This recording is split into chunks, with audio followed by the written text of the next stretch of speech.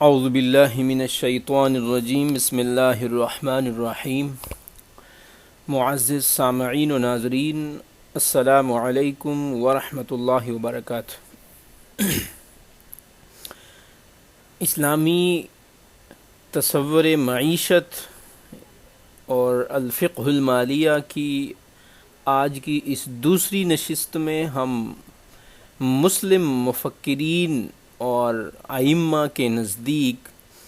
جو معاشیات کی تعریفات ہیں وہ پڑھیں گے اور ان کا جائزہ لیں گے تاکہ ہمارے ذہنوں میں یہ بات راسخ ہو جائے کہ اسلام کے جو ائمہ گزرے ہیں وہ معیشت کو اور معاشیات کے علم کو کس نظر سے دیکھتے ہیں اور یہ کیوں ضروری ہے۔ تو آئیے سب سے پہلے ہم آغاز کرتے ہیں۔ حضرت امام غزالی رحمہ اللہ وہ معاشیات کی تشریح و توضیح کرتے ہوئے فرماتے ہیں کہ دنیا میں رہنا بغیر کھائے پیے ناممکن ہے، تو یہاں رہ کر کمانا ضروری اور لازمی ہے، لہٰذا کمانے کے صحیح طریقوں کو جان لینا یہ معاشیات۔ اس کے علاوہ اسی عنوان کے تحت امام غزالی رحمہ اللہ نے کمانے کی فضیلت، معاملات کی درستگی اور معاملات تجارت میں عدل سے کام لینا اور تجارت میں احسان اور نیکی سے پیش آنا، اس کے اوپر بھی تفصیلاً بحث کی ہے، جو کہ آنے والے لیکچرز میں ہم پیش نظر رکھیں گے۔ اسی طرح ابن خلدون جو کہ ایک مشہور امام گزرے ہیں، وہ لکھتے ہیں کہ معاش رزق ڈھونڈنے اور اسے حاصل کرنے کے لیے کی جانے والی جد و جہد کا نام ہے۔ حضرت شاہ ولی اللہ محدث دہلوی رحمہ اللہ فرماتے ہیں کہ ارتفاق ثانی کے باب میں افراد معاشرہ کے اشیاء کے باہمی تبادلہ اور ایک دوسرے سے معاشی تعاون اور ذرائع معیشت و آمدن کی حکمت سے بحث کرنے کا نام علم معیشت ہے۔ تو اس کے علاوہ جو غیر مسلم مفکرین ہیں،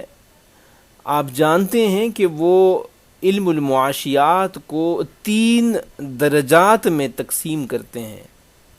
پہلا درجہ کلاسیکی مکتب فکر کا ہے، دوسرا درجہ نیو کلاسیکی مکتب فکر کا ہے، اور تیسرا درجہ جدید مکتب فکر کا ہے۔ جو کلاسیکل اسکول آف تھاٹ ہے، اس کے بانی ایڈم اسمتھ کو قرار دیا جاتا ہے، اور انہیں جو غیر مسلم مفکرین ہیں ان کے باب میں بابائے معیشت بھی کہا جاتا ہے، father of the political economy بھی ان کو کہا جاتا ہے۔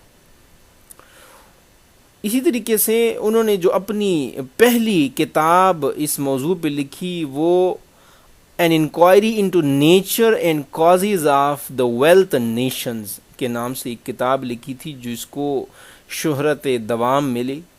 ان کے مطابق معاشیات دولت کا علم ہے، ان کے نظریے کے مطابق، اور انہوں نے ایک ایسا نظریہ دیا کہ جس میں وہ بتاتے ہیں کہ پیدائشی دولت اور صرف دولت اور تقسیم دولت اور تبادلہ دولت سے بحث کرنا اور ان طریقوں کو جان لینا علم معاشیات کہلاتا ہے۔ اسی طرح نو کلاسیکی مکتب فکر، new classical school of thought جو ہیں، اس کے جو بانی ہیں وہ الفریڈ مارشل کو بتایا جاتا ہے۔ وہ علم المعاشیات پہ بیسیکلی تو تنقید کرتے ہیں اور اسے ایک شیطانی علم بھی قرار دیتے ہیں، دولت پرستی کا علم بھی قرار دیتے ہیں،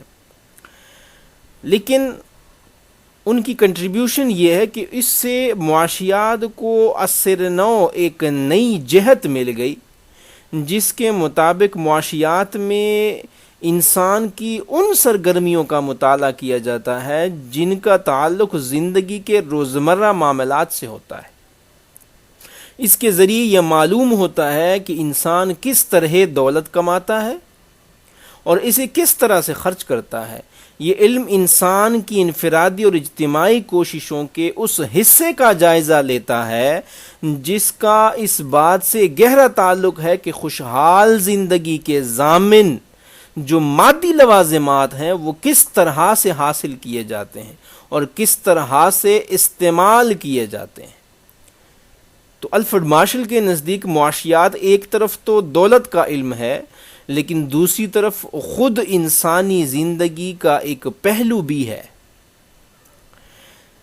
دور جدید کے جو ماڈرن اسکول آف تھاٹ ہیں، ان کے جو ماہرین معاشیات ہیں، اس میں رابنز کو ان کا بانی قرار دیا جاتا ہے،